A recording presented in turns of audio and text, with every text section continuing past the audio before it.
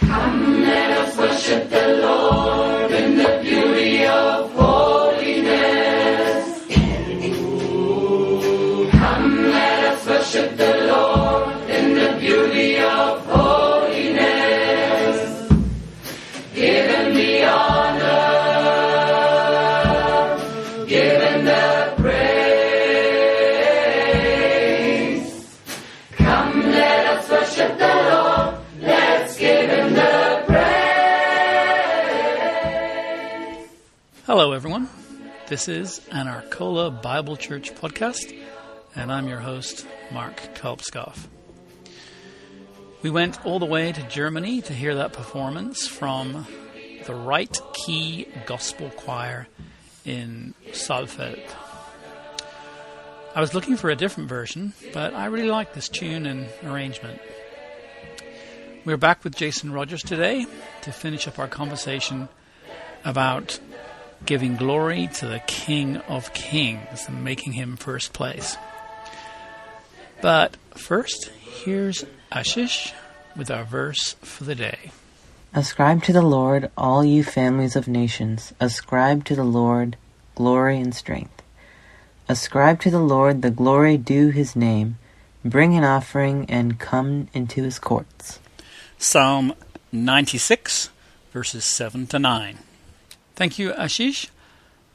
Giving glory to God should be an essential part of our lives. Now, Jason is all about football, a game I barely understand. But what I do understand is his life metaphor that it's key we get out on the field and into the game. We have to struggle in the battle for the king and be part of the team. Part of that is having encouraging team members. Finding people in your life that are encouragers and that maybe have struggled with some of the same things that you've struggled with is important. And then, figuring out a place to plug in. Where is it that I can, in this community, that I can shine my light? Where is a place where I can do kingdom work? And it may not be directly kingdom work. It could be getting to know your neighbors and going for a walk. I mean, where can you plug in so that you are in relationships with other people so that when those tough times do come, you can be, part of that light for them. You have the opportunity to have discipleship relationships because there are plenty of people out there that, get home from work, you open up the garage door closes behind you, and you don't see that community until the next day when you leave your garage and go out and go back to work. When things around you happen that are good, when you score a touchdown, when you make that tackle, when you win the big game, do you take all of that glory that comes from that and do you absorb it within yourself and use it to pump yourself up? Or are you a big mirror and that gets reflected back to God? Because the way that you answer that changes a lot. It, number one, shows what's most important in your life. Because if you're reflecting all that to God, now everybody else can see that.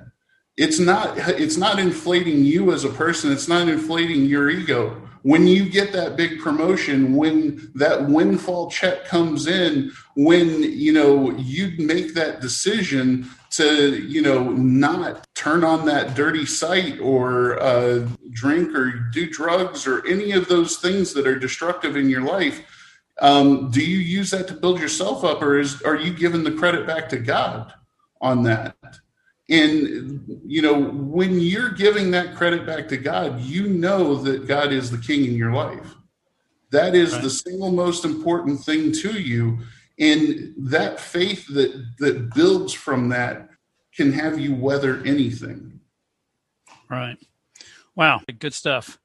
I do like the part that we miss so often, and that is God is willing us on. He is calling us. He is approaching us, and he's rooting for us to actually step up, to know him, and to make the most of our lives, to become like him, and to have our full full purpose. That's sort of very motivational for me. I hope it's motivational for a lot of our listeners. Okay, any last things you want to leave with our listeners here about making God the king of their lives? It's really easy to feel guilty about this. Right. I am by no means perfect. I routinely find areas where, I obsess about something that I have no business obsessing about, and it keeps me from doing things that I know I should be doing. The interesting thing about guilt is that guilt can be a huge distraction in our lives. Just because you aren't on the playing field, or you obsess about certain things, or you struggle with certain things, that's not a reason, or that's not something that you should be crippled by the guilt over. I would suggest that you open up the Bible and you just start reading, because you aren't alone. There are many examples of people with exactly the same problems that are there. There is encouragement that will come through prayer. When you feel like you just don't know what the next right step is, asking God, what's the next right step? I guarantee you it'll present itself to you. How do you get into the playing field? How do I overcome this distraction that I am serving in my life? God will work with you to get through. That's what we call sanctification. We aren't perfect. We don't have these perfect relationships with God, but he loves us anyway. If we obsess about that, we start to miss the boat, and we start to get consumed by the guilt over it. And, church and faith is not for perfect people. It's for imperfect people. If we were perfect, God would have had no reason to redeem us. We would have been still looking at him holy on holy. But because we are fallible and we aren't perfect, he sacrificed his son so that we could be reconciled back to him. We need to understand that these things that are in our lives that are consuming us, we can get rid of them.